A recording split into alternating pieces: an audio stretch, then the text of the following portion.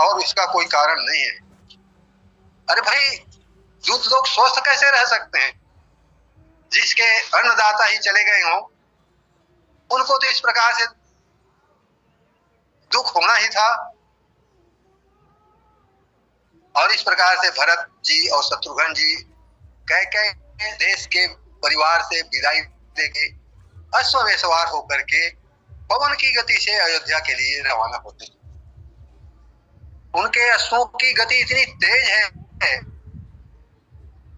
उनका है कि जितनी जल्दी हम लोग अयोध्या पहुंच जाए।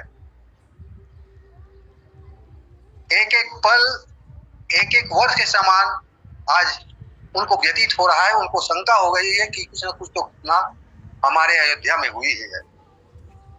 आज महाराज दशरथ के शोक में नदियां उदास है, वन पर्वत उदास है, जंगल उदास है, पक्षी उदास है। सूर्य नारायण को बादल ने ढक लिया है, दिशाएं शून्य हैं, जल का प्रवाह रुक गया है, मृग शांत हैं। इस तरह से इस महापुरुष की विदाई में प्रकृति पूर्णतः उदास हो गई है। भरत और शत्रुघ्न दोनों नगर के निकट पहुंचते हैं। नगर में प्रवेश करते ही उनको अब शकुन होने लगता है। अशुभ स्थान पर कौवा कांव कांव कर रहा है, खरश्रृगाल प्रतिकूल बोलते हैं, जिससे कि भरत के हृदय को बड़ा शूल होता है। नदी वनवाग पर्वत सब शोभाहीन हो गए हैं और अयोध्यापुरी बड़ा भयावना लग रहा है। भरत जी पूर्वासी से मिलते भी हैं, परंतु कोई कुछ बोल नहीं रहा है। शिष्टाचार करते हैं, जुहार करते हैं और चले जाते हैं। कुशल नहीं पूछते हैं। वे सोचने लगे कि आज सबके मन में विषाद है। भरत ने सोचा ये हमारे अयोध्यापुरी में घंटा ध्वनि बज नहीं रहा है, शंख ध्वनि नहीं हो रही है, स्तुति गान नहीं हो रहा है। ये सब जब भरत जी उसके पूर्व और जब आते थे अयोध्यापुरी, उनका स्वागत होता था अयोध्यापुरी में। परंतु आज मेरे माता पिता के कोई स्तुति गान नहीं करता है। पहले मुझे राम जी स्वयं लेने आते थे, आज कोई आ नहीं रहा है। आज कुटुंब में कोई दिखाई नहीं देता। भरत जी के दर्शन के लिए अयोध्या के लोग पंक्ति में खड़े हैं, परंतु कोई कुछ बोल नहीं रहा है। गुरु वशिष्ठ जी की आज्ञा थी कि कोई ऐसा कुछ न बोलना जिससे भरत जी को आघात लगे, भरत जी को दुख हो। गुरुदेव इस प्रकार के आदेश दे करके रखे थे। और भरत जी के मन में भी ये बात होती है कि मैं किसी से कुछ पूछूं, लेकिन उनके मन में होता है मैं पूछूं और कोई ऐसा जवाब दे, ऐसा उत्तर दे जिसको मैं सह न सकूं, तब तो मैं यहीं रुक जाऊंगा। इसलिए भरत जी अब तो अयोध्या पहुंच ही गए हूं, तत्काल वे राजमहल तक पहुंच जाते हैं। और राजमहल तक के पहुंच करके राजमहल में पहुंचते ही वो सबसे पहले कैकेयी के महल में जाने का प्लान बनाते हैं, योजना बनाते हैं। रामचरितमानस में ऐसा लिखा हुआ है, ऐसा नहीं लिखा है मगर वाल्मीकि रामायण में लिखा हुआ है कि भरत जी ननिहाल से अयोध्या 8वें दिन पहुंचे, सप्तरात्रि उनको बीती थी। ऐसा ग्रंथों में प्रमाण मिलता है। कैकेयी मैया अपने पुत्र का आगमन सुन करके प्रसन्न हो जाती है। भरत जी सबसे पहले कैकेयी अम्मा के घर में महल में ही जाते हैं, क्योंकि भरत जी को यह मालूम था कि इस समय प्रभु श्री रामचंद्र जी कैकेयी मैया के महल में ही उपस्थित रहते हैं। अब जब भगवान वहां उपस्थित रहते हैं तो माता पिता भी खींच के वहीं चले जाते हैं। तो भरत जी का कहना है वहां पहुंचने पर मुझको सबसे एक साथ भेंट हो जाएगी। ऐसा सोच करके भरत जी कैकेयी मैया के ही महल में जाते हैं। रामायण में ऐसा लिखा है कि कैकेयी मैया भरत की स्वागत के लिए आरती सजा करके रखी हुई। कैकेयी मैया हाल में आरती जलाती है, दोनों बेटों का, दोनों पुत्रों की आरती करती है, तिलक लगाती है, हार पहनाती है और दोनों के हाथ को पकड़ करके महल के अंदर ले जाती है और उन्हें सुंदर आसन में बिठाती है और बिठा करके कैकेयी मैया दोनों के हाथ पर, सिर पर हाथ फेरती है और पूछती है कि हमारे नैहर में, पूछती नैहर कुशल हमारे नैहर में सब कुशल से तो है ना? भरत जी ने कहा हाँ मैया, वहां सब कुशल से हैं और तुम्हारी याद भी करते हैं। परंतु भरत जी सहसा खड़े हुए और कैकेयी से पूछने लगे, मैया अब विलंब मत करो, जल्दी बताओ, हमारे अवध में सब कुशल से तो है ना? अरे पिताश्री कहाँ हैं? माताएं कहाँ हैं? मेरे प्रभु राम भैया कहाँ हैं?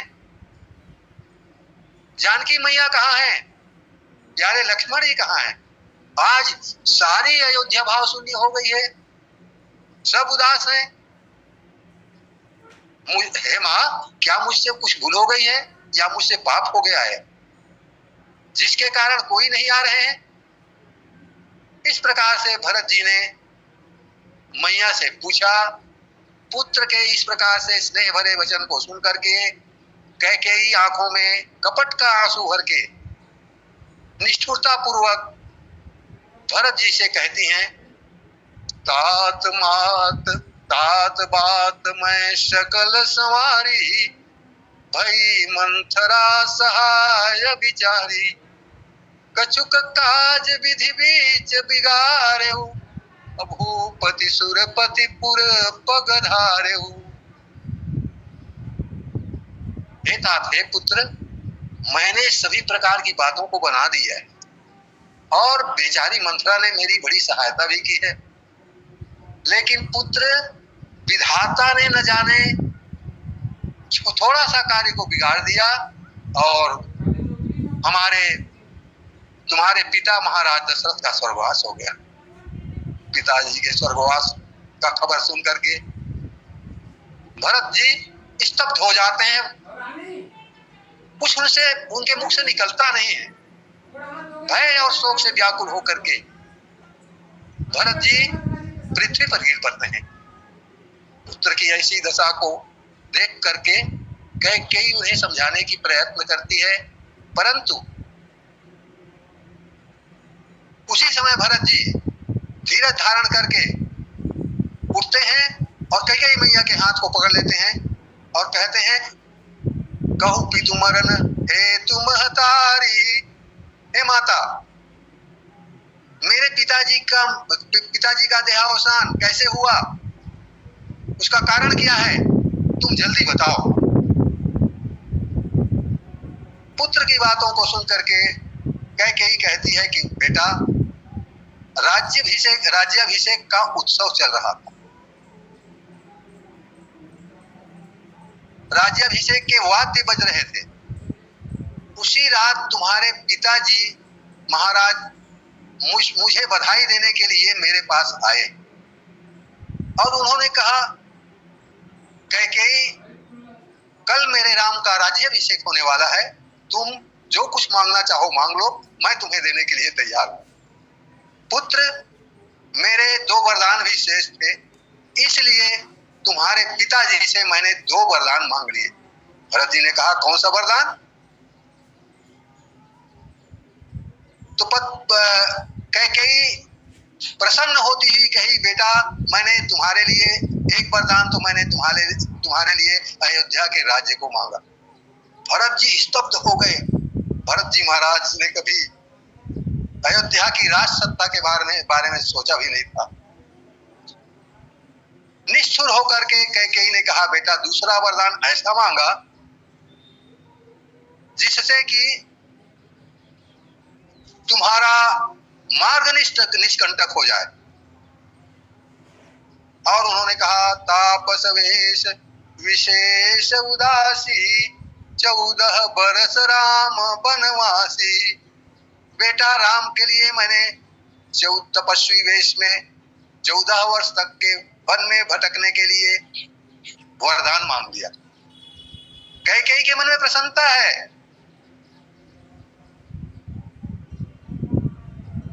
इससे बेटा तुम्हारा सब प्रकार से काम बन जाएगा। परंतु गोस्वामी तुलसीदास जी लिखते हैं, कैकेयी की बातों को सुनकर के, राम वनवास के बातों को सुनकर के भरत जी महाराज की क्या दशा हुई। गोस्वामी तुलसीदास जी वर्णन करते हुए लिखते हैं, भरत ही बिसरे पितु मरण, भरत ही बिसरे पितु मरण, सुनत राम बन गौन। हे तू अपन पौजान जिया थकित रहे उधरी मौन, सियावर रामचंद्र की जय। भरत जी श्री राम जी का वनवास शब्द सुन करके पिताजी के मरण के दुख को भूल गए, अर्थात पिता के दुख का, पिता का दुख उनके लिए, पिता के मरण का दुख उनके लिए गौण हो गया और वे स्तब्ध हो गए। राम वनवास की बात ने भैया भरत के हृदय को तोड़ दिया। भरत जी भाव शून्य हो गए और इस अनर्थ का कारण स्वयं अपने आप को मान लिया, मेरे ही कारण मेरे प्रभु को वनवास हो गया। अगर मैं ना होता तो मेरे प्रभु को वनवास न होता। ऐसा सोच करके भरत की बुद्धि थक गई और भरत शांत होकर के बैठ गए और भरत भैया की आंखों में अविरल अश्रु प्रवाह चल रहा है। कैकेयी भरत की ऐसी दशा को देखकर समझाने लगी, कहे बेटा तुम्हारे पिता शोक करने योग्य नहीं है, जरा सोचो सुनो, ये भोग तो बड़े पुण्यों से मिलता है। ऐसा सोचकर समाज सहित तुम अयोध्या की राज्य करो।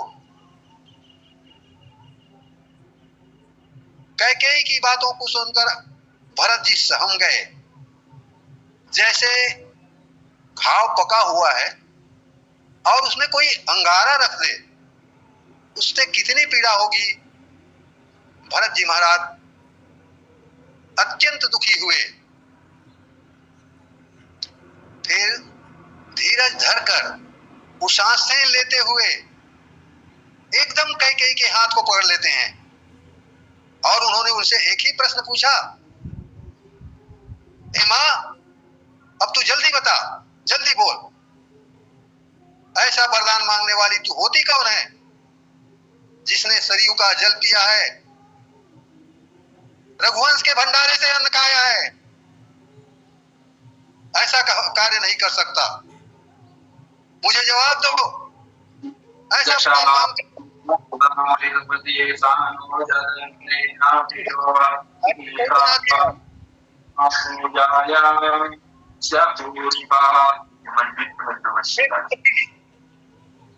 तुम्हारी बुद्धि में इस प्रकार से कुमति आई तो तुम्हारा हृदय खंड खंड क्यों नहीं हो गया। ऐसा वरदान, भयानक वरदान मांगते समय तेरी जीभ टूट के क्यों नहीं गिर गई। यदि तुम मुझे रामद्रोही के रूप में जगत प्रसिद्ध करना चाहती थी तो मेरे पैदा होते ही तुमने मेरे गले को क्यों नहीं घोट दिया। माता अब प्राण तो नहीं छूटेंगे मगर यह तेरा बेटा सिर ऊंचा करके नहीं चल सकेगा। वर मांगत मन भई न पीरा, गरिन जी हम हक परे उन कीरा। जब ते कुमति कुमत जी अठयऊ, खंड खंड होई हृदय न गयऊ। वर मांगते समय तुम्हारे मन में जरा भी पीड़ा नहीं हुई, तुम्हारी जीभ गल क्यों नहीं गई, अथवा वर मांगते समय मुख में कीड़े क्यों नहीं पड़ गए। ये भरत जी अपने माते को क्रोध में आकर के कह रहे हैं, और कहते हैं कि महाराज ने, मेरे पिताजी ने तुम्हारा विश्वास कैसे कर लिया? शायद उनका अंतिम समय आ गया था, मरण का समय आ गया था, तो विधाता ने उसकी मति हर ली होगी। स्त्रियों के मन की गति को तो विधाता भी नहीं जानते, क्योंकि सब प्रकार के कपट और पाप और अवगुणों की वो खान होती है। मैं मातृशक्तियों से निवेदन करूंगा, आप लोग तो श्रवण करते हुए कौशल्या और सुमित्रा की तरह पूजनीय माताएं हैं। गोस्वामी जी के इन शब्दों को अपने ऊपर नहीं लेंगे, ये रामचरितमानस के शब्द हैं, इसलिए आप लोगों के सामने ये शब्द मुझको कहना पड़ा। माता कह भरत जी ने कहा कि भगवान का तुमने बड़ा हित किया है, मुझे सत्य बताओ, नहीं तो मुख काला करके मेरे सामने से उठ करके चली जाओ। इस प्रकार से भरत जी महाराज अपनी माता को बड़े क्रोधित होकर के कहते हैं। भरत जी कहते हैं कि दुनिया में विद्वान लोग ये कहते हैं कि पुत्र कुपुत्र भले ही, माता न कुमाता। इस सूत्र के विषय में अगर मुझसे पूछा जाए तो मैं तो यही कहूंगा कि यह सूत्र मेरे लिए गलत है, क्योंकि मेरी माता कुमाता हुई। माँ तुमसे किसने कहा था कि तुमने मेरे लिए राज्य सत्ता मांगना? राज्य सत्ता प्राप्त करके सत्य को ही तुमने देश निकाला दे दिया। ये भरत जी महाराज के शब्द हैं। मेरे समान पापी कौन होगा? हे माता, अब कान खोल कर सुन लो। श्री राम को भेजने वाली माँ, आज से तेरा मेरा संबंध पूरा हो गया। आज से न तो तू मेरी माँ रही और न मैं तुम्हारा बेटा। तुम यह समझना, तुमने किसी पुत्र को जन्म दिया था, परंतु अपना संबंध तुमसे पूरा हो गया। अब तो मेरी माता कौशल्या है। इस तरह से भरत जी कैकेयी से संबंध तो तोड़ डालते हैं। कैकेयी की मां को धिक्कारते हुए भरत जी की आंखों में आंसू आ जाते हैं। अब प्रश्न उठता है,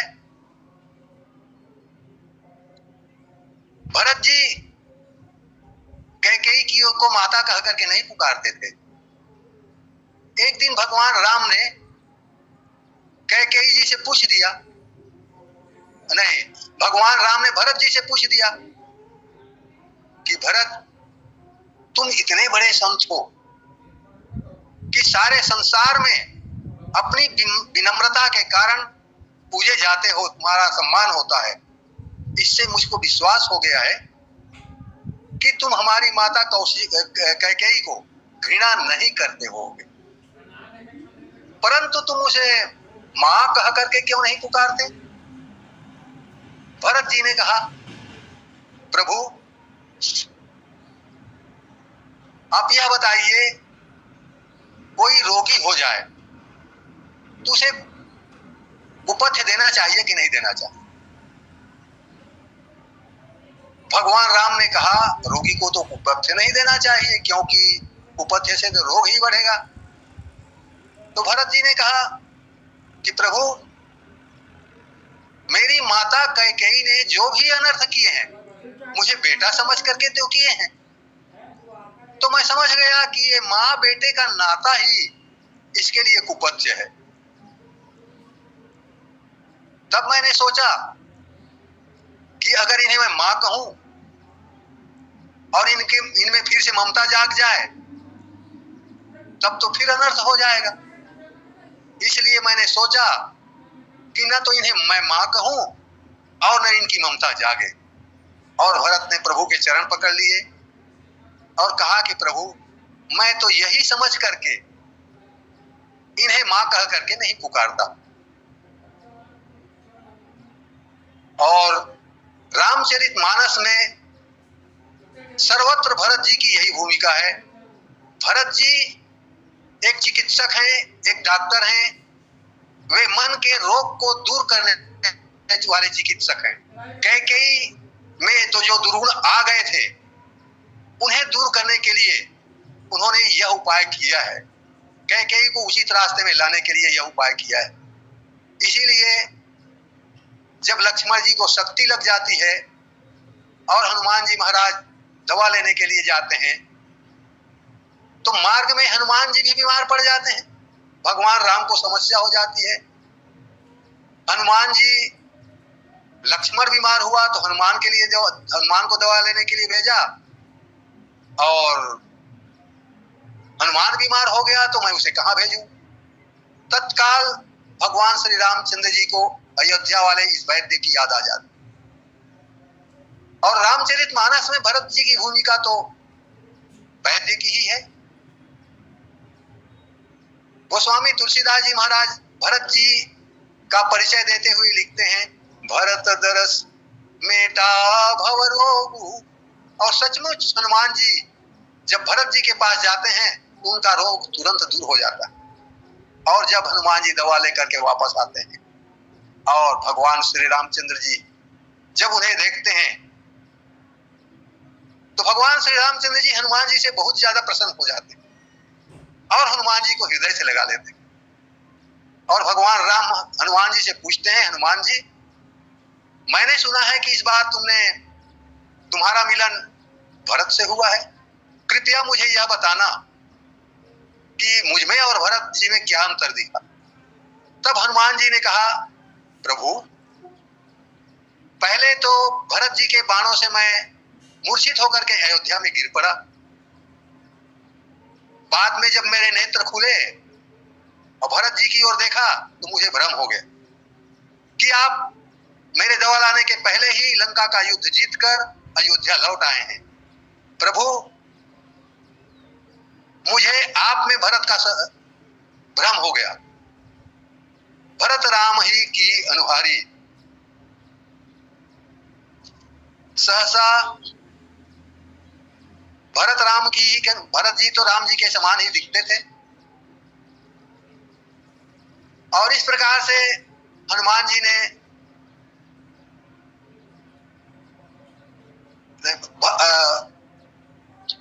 हनुमान जी की कथा है। और हनुमान जी का अभिमान का जो रोग हो गया था, हनुमान जी ने कहा, प्रभु जब मैं लक्ष्मण जी के लिए दवा लेने के लिए चला उस समय आपके चरणों का स्मरण करके चला, लेकिन न जाने कहां से मुझे अभिमान की छाया पड़ गई। सुन कपि मन उपजा अभिमाना। और मेरे मन में भ्रम हो गया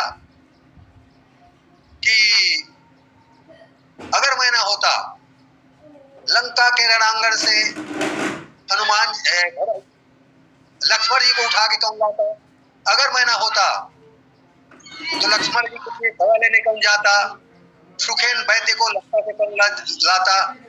ऐसा मेरे मन में थोड़ा सा अभिमान हो गया, मगर यह मेरा अभिमान तो भरत के बाण मारने से ही पता चला गया।